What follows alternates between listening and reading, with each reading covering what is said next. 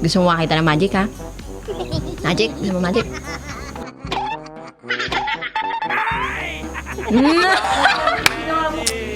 Paabutin mo nga sa Rojas Boulevard. O, sige. Hindi tayo mag-discover sa mga yun, ha? Kasi wala na ako, ano, eh. Diga. Ayun na, pabalik na, pabalik na!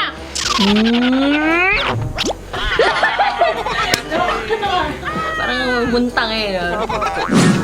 Ikaw, sino kamukha mo? May kahawig ka rin? Eto, hawig.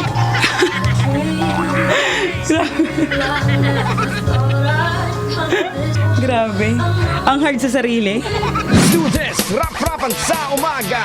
Guess what, you know last night, yo, it was the best. We meet a pretty mommy dyan sa may MOA. Meron siyang mga kasama, 4 to make it sure. Isa lang ang aking napuna, lahat sila may person. At ang sabi niya, hey Diego, I would like you to meet my friends. And believe me, lahat sila nagsusumba na mag-friend. This is Nora, this is Eva, this is Carmela and Wayne.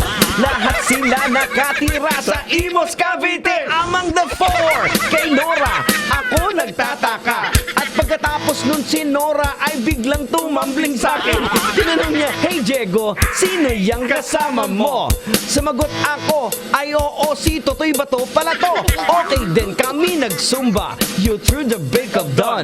Umuwi kami ng bahay din, natulog till maghapon. You know, ako'y nagising and talagang na-shock, cause tumunog ang lubot ko. Kaninang tsoka. Sorry talaga. Alam na mahal din kita. Ayun lang, Digichat. Digilala. Okay ka na, Jane eh. Patapos na tayo eh.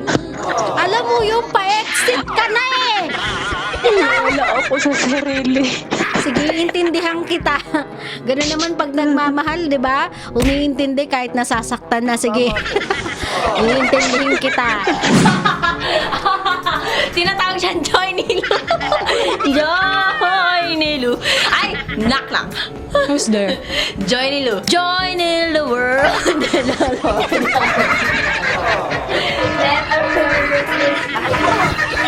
Totoo niya pong pangalan ay Jessie yan!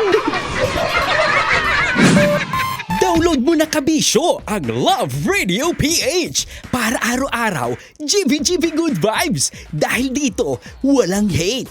Love lang! Always your number one. SM Radio Station. Love Radio. Love lang.